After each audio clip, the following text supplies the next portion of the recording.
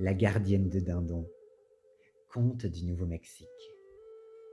Il y a longtemps, les ancêtres possédaient des animaux domestiques très divers, notamment des dindons. À Matsaki, la ville du sel, de nombreuses familles aisées avaient pour coutume de faire garder les volatiles par leurs esclaves ou par les pauvres de la ville dans les plaines autour de la montagne du tonnerre.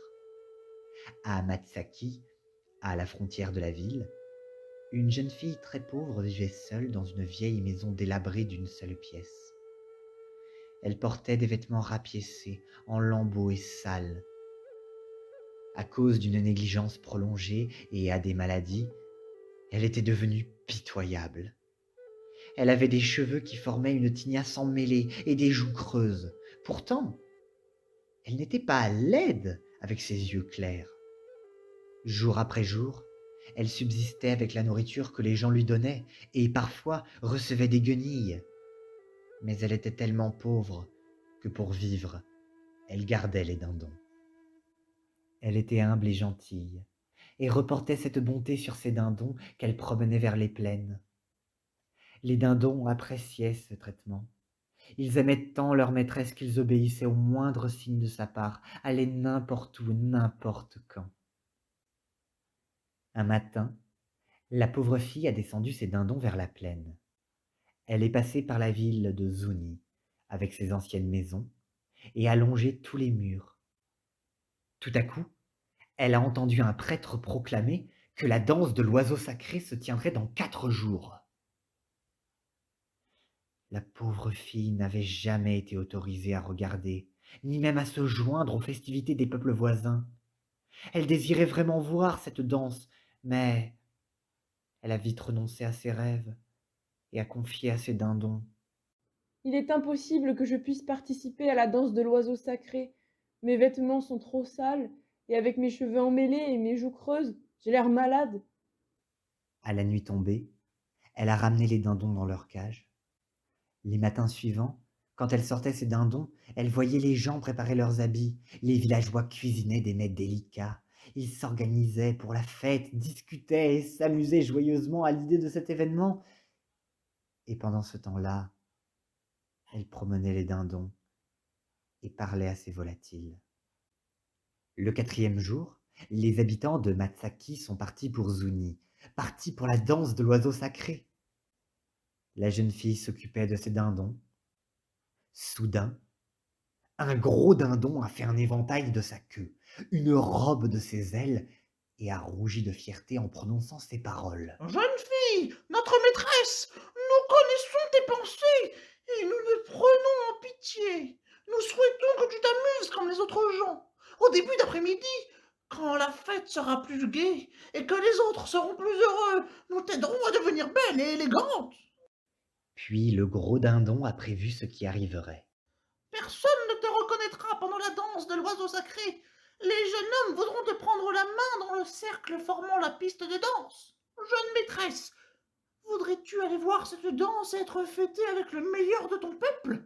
La jeune fille s'est assise, surprise d'entendre ces volatiles parler. Mes dindons bien-aimés, comme je suis heureuse que nous puissions discuter ensemble. Mais pourquoi me parlez-vous de choses qui n'ont aucune chance de se réaliser? Je parle au nom de mon peuple. Quand nous commencerons à appeler et appeler, à glouglouter, nous rentrerons vers nos maisons, à Matsaki. Alors, tu devras nous suivre et nous faire confiance. Le soleil a commencé à décliner. Les dindons ont glouglouté et se sont retournés vers leur cage. Une fois tous rentrés, le gros dindon a invité la jeune fille. Entre dans notre maison. Elle est entrée, Maintenant, jeune fille, assieds-toi. elle s'est assise.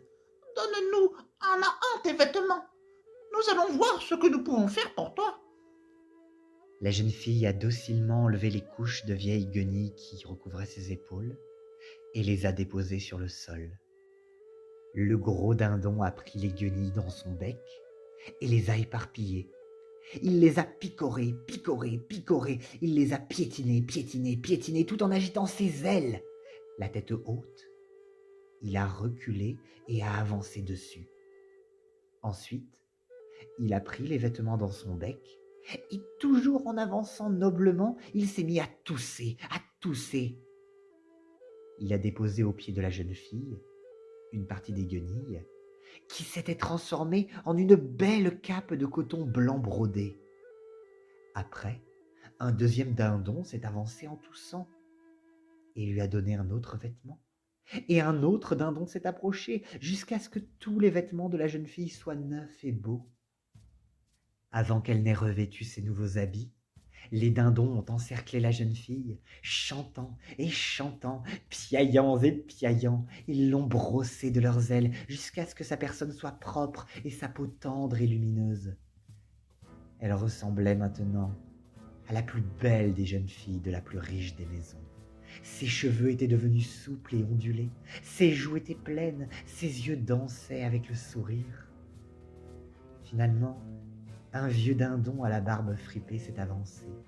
Il a déployé ses ailes, il a marché et a tourné en rond sur le sol, basculant sa tête en arrière, étalant sa barbe fripée. Sur l'instant, il a toussé, toussé, et a produit un magnifique collier. Puis un deuxième dindon a toussé, toussé, et des boucles d'oreilles. Puis un troisième, un quatrième, ensuite la jeune fille a reçu des ornements. Elle s'est parée de ces belles choses en remerciant les dindons encore et encore. Puis, l'un des dindons a fait cette recommandation. Jeune maîtresse, laisse ouvert le portail, car qui sait si tu te souviendras de nous quand ta chance va tourner. Peut-être auras-tu honte d'avoir été gardienne de dindon. Et un autre dindon déclara. Personne ne sait le bonheur et la chance qui viendraient à toi si tu appréciais de manière tempérée les plaisirs que nous sommes en mesure de t'offrir. Mais si dans un excès de joie tu reviens tard, nous penserons que tu mérites ta rude vie. Car maintenant, plus gâté, tu ne penses plus à nous, nous qui sommes tes amis. Alors tu ne dois pas nous oublier. Il te faut revenir avant la nuit. La jeune fille a pleuré. Elle était émue de voir que son désir allait se réaliser. Oh, mes dindons, n'ayez aucune crainte, je m'en souviendrai, je vous le promets. Elle s'est éloignée hâtivement vers le chemin de la rivière qui menait à Zuni, qui menait à la fête. Elle est arrivée par l'ouest de la ville, a longé un sentier jusqu'à la piste de danse, et là, elle a fait son entrée. Tout le monde l'observait. Des murmures parcouraient la foule, murmures d'admiration devant sa beauté, la richesse de sa robe. Les gens se demandaient d'où vient cette belle inconnue. Elle n'est pas restée longtemps seule. Les chefs de la danse, magnifiques dans leur parure, sont venus l'inviter à la hâte. Ils l'ont incité à rejoindre les jeunes hommes et les jeunes filles qui dansaient autour des musiciens et de l'autel au centre de la place. Rougissante, souriante, une mèche devant ses cheveux, elle s'est avancée dans le cercle. Les plus beaux jeunes hommes rivalisaient pour se tenir sa main. La jeune fille sentait la chaleur caresser son visage. Son cœur est devenu léger, ses pieds joyeux. La musique accélérait le rythme de sa respiration qui allait et venait.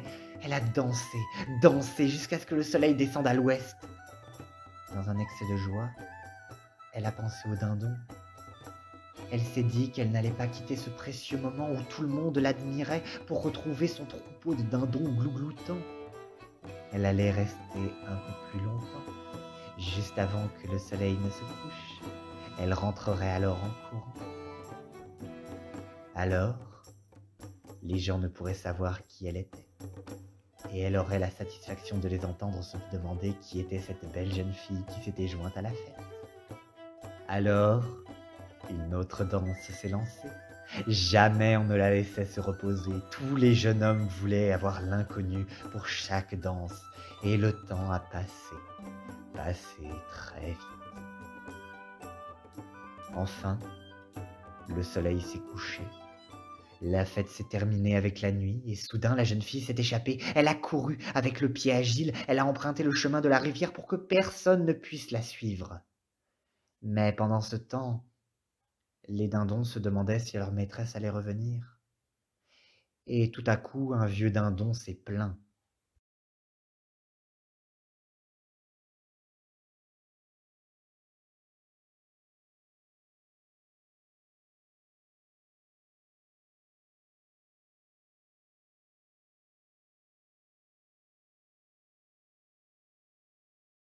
Il se passe ce que nous avions prévu. Elle nous a oubliés.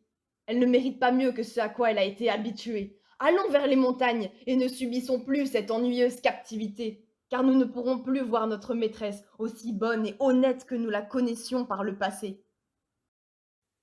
Ils se sont appelés les uns les autres d'une voix forte, se sont attroupés hors de leur cage, et ils se sont envolés vers le canyon, s'envoler au-dessus des plaines, au-dessus de la montagne du tonnerre. Plus tard, tout essoufflée, la jeune fille est arrivée au portail laissé ouvert, et à regarder dans les cages, il ne restait plus un seul dindon. Elle a couru dans la vallée pour les rattraper, mais ils étaient loin devant. Après un long moment, elle a entendu leur voix. Dans la nuit, elle a écouté les dindons chanter.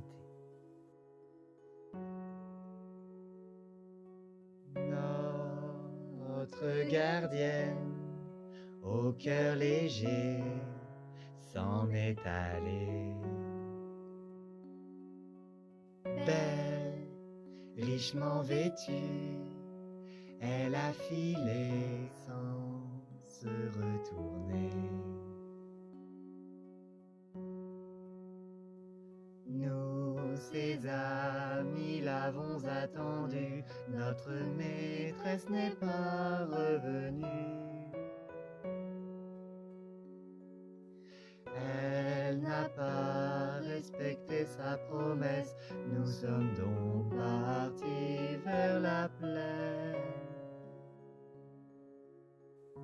En écoutant ces paroles, la jeune fille a tendu ses bras vers ses dindons, les a appelés, mais les oiseaux ont accéléré, ont déployé leurs ailes pour alléger leurs pas le long du chemin. Ils chantaient de nouveau leurs chansons, ils sont arrivés à la frontière des montagnes de Zuni. Ils ont déployé largement leurs ailes et ils se sont envolés au-dessus des plaines, au-dessus de la montagne du tonnerre. Alors la jeune fille a regardé en l'air les oiseaux, puis a baissé sa tête pour voir sa robe. Poussière, sueur. Elle était redevenue la pauvre fille aux dindons. Lasse et affligée, désespérée, elle est retournée à Matsaki. Cela s'est passé au temps des anciens. Là où sont les roches qui mènent jusqu'au sommet du canyon, on peut voir les traces laissées par les dindons et d'autres inscriptions.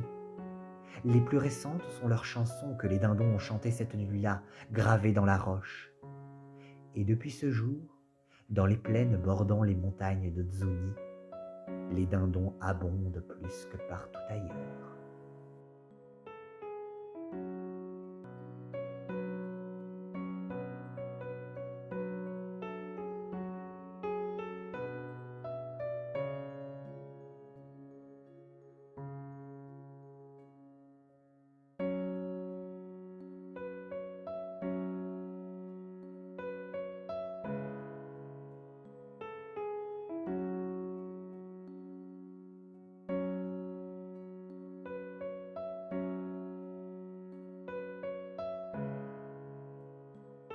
Piano.fr